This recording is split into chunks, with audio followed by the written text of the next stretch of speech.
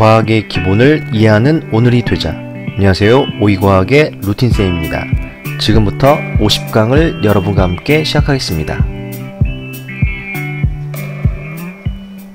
네, 이번 시간은 화학 분야의 한 가지 이론인데요, 몰에 대해서 말씀을 드리려고 합니다. 제가 이게 화학이라고 따로 분류를 하는 이유는 고등 내용이란 뜻입니다. 중학교에는 이제 화학, 물리, 생명과학이 분리가 안 돼 있기 때문에 제가 굳이 이렇게 분리해서 말씀드리진 않고요. 이게 고등 내용은 이렇게 화학, 물리 이렇게 분야를 나눠서 설명을 해드리려고 합니다. 몰이란 개념은 화학에서 엄청 중요한 개념이에요. 많이 쓰이고요. 정말 많이 쓰입니다. 근데 이 개념을 대충 이해하게 되면 상당히 어려운 내용이 돼요.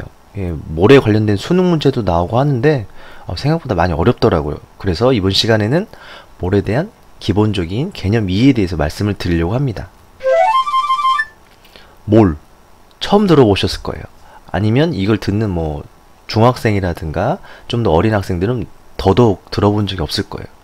몰이라는 게 쇼핑몰의 몰이 아니고요. 이게 뭐냐면 바로 개수를 세는 단위라는 겁니다. 과학에서 쓰이는 개수 세는 단위. 이게 무슨 뜻이냐? 예를 들어서 이렇게 계란이 있고요, 물이 있고요, 여기 맛있는 쌀이 있네요. 그쵸? 근데 우리는 이런 물질을 셀 때 계란은 한 판, 물은 한 병, 쌀은 한 되라고 이렇게 단위를 셉니다. 이 되라는 말 처음 아마 좀 요즘 학생들은 아마 생소할 수도 있습니다. 옛날에는 이렇게 쌀을 이렇게 한 대, 두 대 이렇게 네모난 상자로 기준으로 이렇게 한 바가지, 두 바가지라고 안 하고 한 대, 두 대라고 이렇게 단위를 셌거든요. 그런데 이것도 각자 물건들만의 단위겠죠? 계란은 30난을 기준으로 한 판으로 우리는 정했고요. 물은 500ml 또는 2리터짜리를 한 병이라고 정해놓고 팔죠. 그리고 쌀은 이 한 대 한 상자가 1.8039리터랍니다. 저도 이번 영상을 준비하면서 처음 알게 됐어요.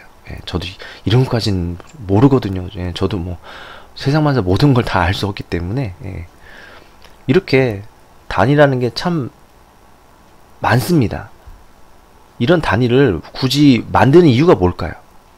일상생활에서 다 아시겠죠? 이거 일일이 언제 다 셉니까? 한 판, 두 판 세는 게 더 편하겠죠. 편하기 위해서 만든 거죠. 자, 그래서 과학에서도 무슨 물질의 개수를 셀 때 따로 단위를 하나 만들었습니다. 근데 이제 특징이 굳이 다시 새로운 단위를 만든 이유가 매우 작아서 눈에 안 보이는 알갱이, 눈에 안 보이는 입자들의 개수를 셀 때 이 몰이라는 단위를 만든 겁니다. 예시를 들어보면 분자나 원자나 또는 이온 같은 입자들의 개수를 셀 때 눈에 보이지도 않아요. 현미경으로 봐도 안 보입니다. 그 정도로 작기 때문에 어쩔 수 없이 여러 개를 묶어서 그냥 한 몰, 한 몰이라고 안 하죠. 1몰, 1몰이라는 단위를 만든 거예요. 분자 같은 거에는 물이라는 분자가 있겠죠. 그럼 예를 들면 물 분자가 1몰 있다 라고 표현을 하고, 또는 원자의 개수를 셀 때도 몰이라는 단위를 씁니다.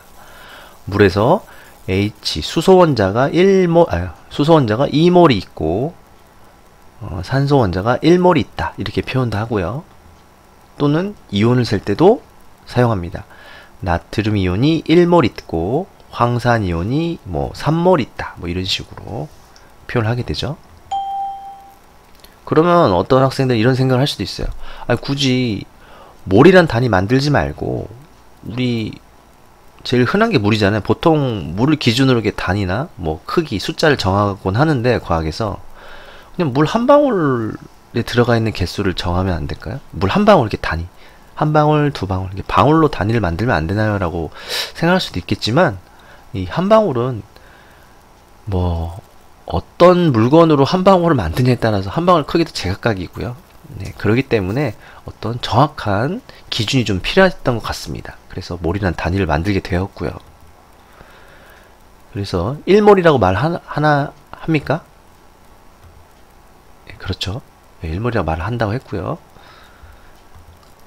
자, 이제 좀 더 정확하게 말씀을 드리면 1몰은 입자를 세는 단위인데 입자 여러 개를 묶어서 예, 계란 여러 개를 묶어서 한 판이라 하듯이 입자를 여러 개 묶어서 예, 1몰이라고 합니다. 그런데 그 1몰에 들어가는 입자의 개수가 이렇답니다. 6.02 곱하기 10의 23제곱개. 네, 어마어마하게 많습니다. 저도 세보지 않아서 모르겠어요. 아무튼 뭐 억은 넘는 것 같습니다. 네, 대충 봐도 억은 넘는 것 같아요. 그쵸? 이렇게 입자가 작기 때문에 입자를 많이 모아서 한 1몰로 묶었다는 건 어느 정도 이해가 될 것 같은데 왜 하필 저 6.02 하필 이게 애매한 숫자가 기준이 됐나 좀 그게 좀 궁금한 겁니다. 그래서 제가 알아보니까 딱히 이유가 없다는 겁니다. 네, 과학자들이 어떤 실험을 통해서 나름대로 정한 거예요. 예를 들어 뭐지? 물의 비열이라는 게 있는데 예, 그 물질 1kg을 1도씨 온도를 높이는데 필요한 열량을 비열이라고 하는데 물의 비열이 1입니다. 왜 1입니까? 라고 물으면 그냥 정했습니다. 이런 것처럼 예, 딱히 이유가 없는 것들이 생각보다 있습니다. 왜 기준을 정해야 되기 때문에 기준을 뭐 이유를 둘 필요가 있나요? 예, 그냥 누군가 같이 협의를 통해서 기준을 정하면 그게 기준이 되겠죠. 바로 그 기준은 지구상에 있는 수많은 원소 중에서 여섯 번째로 무거운 원소죠. 예, 탄소. 그것도 탄소 1g도 아니고 12g 안에 있는 탄소 입자의 개수를 1몰이라고 정한 겁니다. 하필 탄소라는 물질 12g 안에 탄소 원자가 이만큼 있었다는 겁니다. 그래서 1몰의 개수가 정해진 거예요. 왜 하필 또 탄소냐? 뭐 제가 뭐 거기까지는 잘 모르지만 그래도 제 나름대로 해석을 해보자면 지구상에 중학교 때 배우셨을 거예요. 지구를 이루는 수많은 물질 중에서 정말 중요한 물질이 있는데 그게 바로 물하고 탄소입니다. 그 지구의 순환에서 배웠을 텐데 물이 순환하고 탄소가 순환한다고 배우죠. 산소가 아닙니다. 산소보다 어떻게 되면 더 중요한 게 탄소죠. 지구상의 모든 물질이 들어있는 물질이에요. 거의. 예, 그만큼 중요한 물질이기 때문에 아마 탄소를 기준을 정하지 않았나. 그리고 왜 12g이냐? 1g도 아니고 5g도 아니고 그쵸? 제 생각에는 혹시 탄소의 원자 구조를 알고 계신 분은 이해하실 겁니다. 탄소는 일반적인 탄소는 탄소 핵 안에 양성자가 6개, 중성자가 6개가 들어있죠. 그쵸? 그래서 양성자와 중성자의 개수를 더한 걸 질량수라고 얘기를 하는데 탄소의 질량수가 12입니다. 12라고 정해놨어요. 12라서 혹시 이 질량도 12 같은 숫자가 좀 들어가게 이렇게 질량을 정하지 않았나 라는 이런 좀 생각을 해봅니다. 그런데 이러한 기준이 이제부터 바뀌게 된답니다. 근데 교과서에는 지금 이렇게 나올 수도 있고 바뀐 기준으로 나올 수도 있고 그러기 때문에 제가 둘 다 말씀을 드리는 거예요. 왜 이 기준이 사라졌냐면 탄소 12g은 정확히 잴 수 있어요. 웬만한 과학기술로 12g 저울로 재면 되잖아요. 정밀 저울로. 그런데 12g 안에 있는 탄소 입자가 정확히 몇 개인지 과학자가 실험할 때마다 오차가 좀 생기고 왜냐면 탄소 원자가 너무 작기 때문에 그래서 이 1몰의 개수가 조금 이렇게 정확하게 이렇게 할 때마다 차이가 생긴다는 거예요. 그래서 어쩔 수 없이 새로운 기준을 만든 거예요. 이 기준이 이제 2019년 5월부터 적용이 된다고 하는데요. 뭐 사는 데는 큰 지장 없습니다. 과학 문제 풀 때도 큰 지장이 없어요. 과학자들이 뭔가 물건을 개발할 때나 연구할 때나 좀 지장이 있을 뿐이지. 자, 그래서 어떻게 바뀌었냐면 다 지우고 그냥 어떤 뭐 원소를 기준으로 정한 게 아니고요. 그냥 다 없애고 이 숫자 자체를 기준으로 만든 겁니다. 그냥 6.02 곱하기 10의 23 제곱을 1몰의 기준으로 정하자. 끝. 네. 어떤 실험을 통해서 최종적으로 최고로 이제 정확한 그 1몰의 개수를 측정한 뒤에 그거를 상수로 아예 고정시켰습니다. 뭐 탄소도 기준 없고요. 그냥 입자 기준이 없습니다. 그냥 6.02 곱하기 10의 23승 이 숫자를 그냥 1몰이라고 정했습니다. 이게 더 편하겠죠. 그쵸? 근데 정확한 개수는 이 밑에 써있죠. 예. 이건 좀 뭐 모르셔도 돼요. 제가 그냥 참고하시라고 저도 한번 찾아봤습니다. 2019년부터 새롭게 정확한 그 1몰의 개수가 이렇게 정해졌다는 겁니다. 큰 차이 없죠? 전하고. 자, 그러면 이거 개수, 그러면 이제 이 1몰, 네, 입자수를 한번 정말 구해보자 그런 얘기입니다. 굳이 1몰, 1몰, 이제 묶음 단위는 이제 이따 칩시다. 예, 거기까지 이해되는데, 예, 이 단위를 만들었다는 거는 이 단위를 기준으로 어떤 입자들을 세봐라, 직접. 정말 몇 몰이 들은지 세봐라. 이런 문제가 나오겠죠? 근데 이제, 몇 개인지 입자수를 세봐라. 그렇다면, 뭐, 계산을 통해서 세야겠죠? 그 계산 공식이 이제 책을 보면, 교과서를 보면, 뭐 화학식량분의 주어진 질량, 또는 1몰의 질량분의 주어진 질량, 이렇게 나옵니다. 근데 여기서 이상점이 있어요. 아니, 왜 입자수, 개수를 구하는데 아니 왜 질량이 나오냐 공식에. 그렇죠. 이것도 양이니까. 아니 뭐 개수 구하는 몰 공식에 왜 질량이 나오냐. 이런 이제 좀 궁금증을 가지셔야 돼요. 저도 궁금했어요. 그냥 개수로 나누면 될 것 같은데 왜 굳이 이렇게 질량이 나오나 했더니 제가 한번 이제 이해를 하기 위해서 이제 그림을 이제 펼쳐 보았습니다. 좀 일찍 펼쳤죠. 네.